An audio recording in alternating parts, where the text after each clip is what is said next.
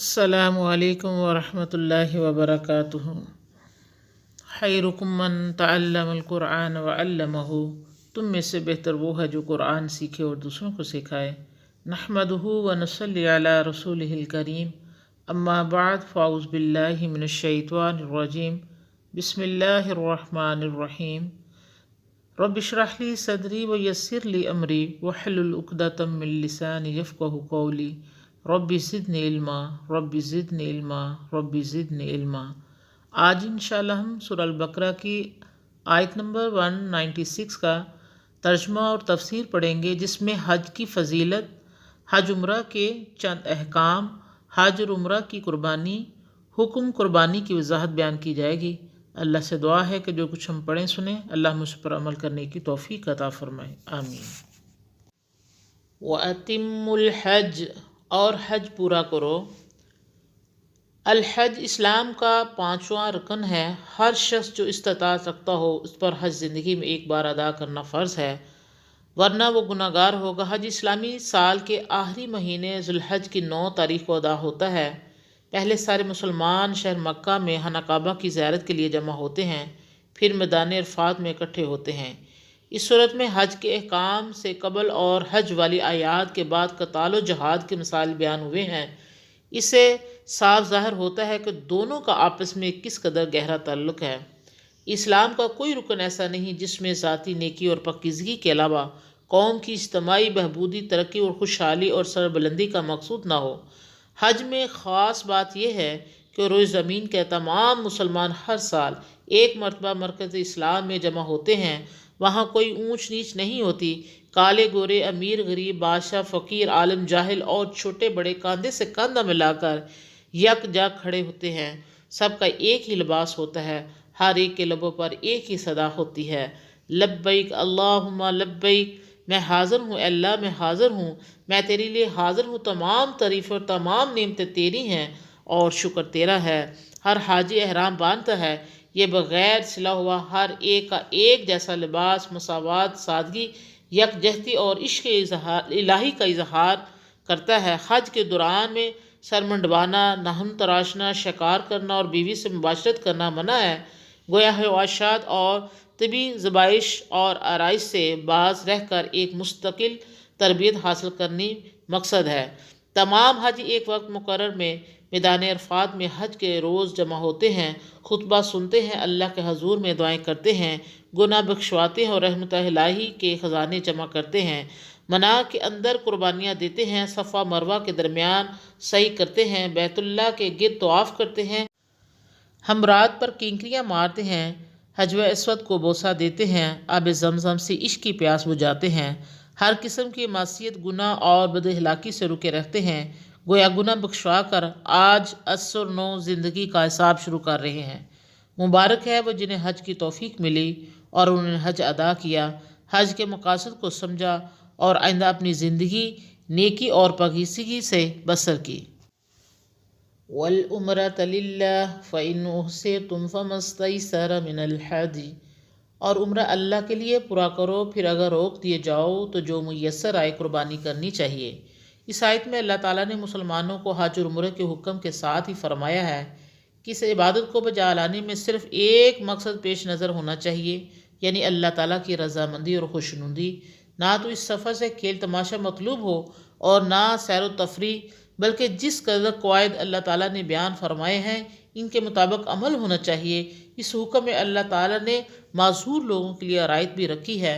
ہو سکتا ہے کہ ایک شخص حج یا عمرہ کرنے کے لیے احرام باندھ لے، لیکن بدقسمتی سے راستے میں وہ بیمار پڑ جائے یا کوئی اور دشواری اور مجبوری پیش آ جائے، مثلا راستہ نہ ملے، زیادہ راہ نہ رہے وغیرہ۔ ان تمام صورتوں میں اس کے لیے حکم ہے کہ اپنی استطاعت کے مطابق قربانی کا جانور کسی دوسرے کے ہاتھ بیت اللہ بیچ دے۔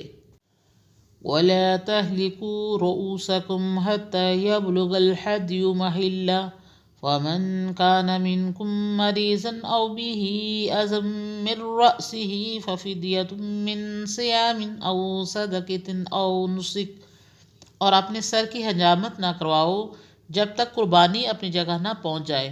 پھر تم میں سے جو کوئی بیمار ہو یا اسے سر کی تکلیف ہو تو وہ بدلہ دے روزے یا خیرات یا قربانی کا، کہ جو شخص حج یا عمرہ کا احرام باندھ لے اور راستے میں کوئی ایسا عذر پیش آ جائے کہ حج یا عمرہ پورا نہ کر سکتا تو وہ کسی کے ہاتھ قربانی کا جانور بیت اللہ بھیج دے۔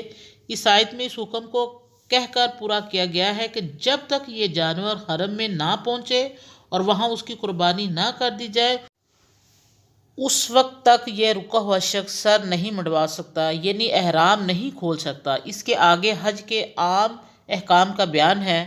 اللہ تعالیٰ نے حج کے حکم میں معذور لوگوں کے لیے ایک اور رعایت مقرر فرمائی ہے، یعنی جو شخص حج کے زمانے میں سر نہ منڈوانے کا حکم پورا نہ کر سکتا ہو، یعنی کسی بیماری یا کسی اور سبب سے سر نہ منڈوانے پر مجبور ہو، تو اسے چاہیے کہ اس کے بدلے میں یا تو 3 روزے رکھے تاکہ اس کا نفس سرکشی سے پاک رہے، یا 6 مسکینوں کو صدقۃ الفطر کے مقدار کے مطابق 2.25 سیر کے حساب سے گیو دے، تاکہ پہلا حکم نہ بجا لانے کی صورت میں وہ اللہ تعالیٰ کی راہ سے ہٹ نہ جائے یا جانور کی قربانی دے۔ فَإِذَا أَمِنْتُمْ فَمَنْ تَمَتَّعَ بِالْعُمْرَةِ إِلَى الْحَجِّ فَمَا اسْتَيْسَرَ مِنَ الْهَدْيِ فَمَنْ لَمْ يَجِدْ فَصِيَامُ 3 أَيَّامٍ فِي الْحَجِّ و7 إِذَا رَجَعْتُمْ تِلْكَ 10 كَامِلَةٌ۔ پھر جب تمہاری خاطر جمع ہو تو جو کوئی فائدہ اٹھائے عمرہ کو حج کے ساتھ ملا کر، تو جو کچھ قربانی میسر ہو۔ پھر جسے قربانی نہ ملے وہ روزے رکھے 3 دن حج کے دنوں میں، اور 7 روزے جب تم لوٹو، یہ 10 پورے ہوئے۔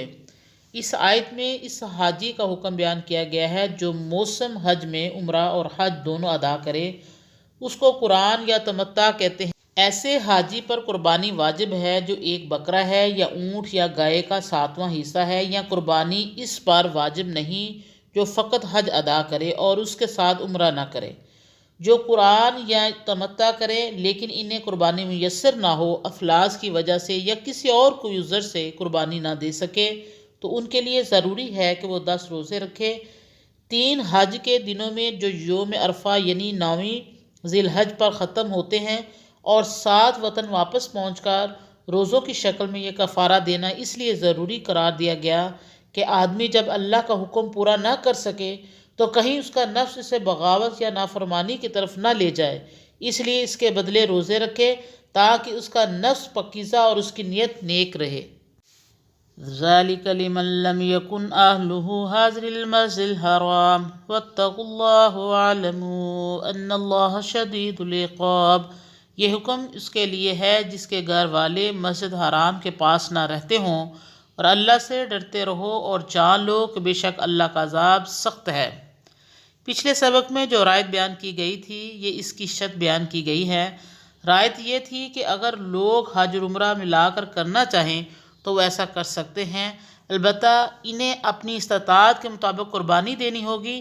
حج اور عمرہ ملا کر کرنے کی اجازت ان کے لیے ہے جو مکہ معظمہ اور اس کے آس پاس کی بستیوں کے رہنے والے نہ ہوں۔ اس حکم کے ساتھ ایک مرتبہ پھر یہ واضح کر دیا گیا کہ اصل چیز تو تقوی ہے۔ ہر حکم اور عبادت کو پورا کرتے وقت اللہ کا خوف اور اس کی خوشنودی پیش نظر رہنی ضروری ہے، کیونکہ تمام احکام کا مقصود نفس کی پاکیزگی اور اخلاق کی تکمیل ہے۔ اللہ تعالیٰ کے یہ اعلیٰ ترین احکامات ہیں جن پر اسلامی زندگی کی بنیاد کھڑی ہے۔ اگر کسی نے انہیں بدلنے کی کوشش کی یا ان کا انکار کیا تو اللہ تعالیٰ اسے سخت سزا دے گا۔ دعا کیجیے، یا اللہ اپنے فضل و کرم سے ہم میں سے ہر ایک کو حج بیت اللہ کی سعادت نصیب فرما۔ وآخر دعوانا ان الحمد للہ رب العالمین۔ سبحان ربک رب العزۃ عما یصفون، والسلام علی المرسلین، والحمد للہ رب العالمین۔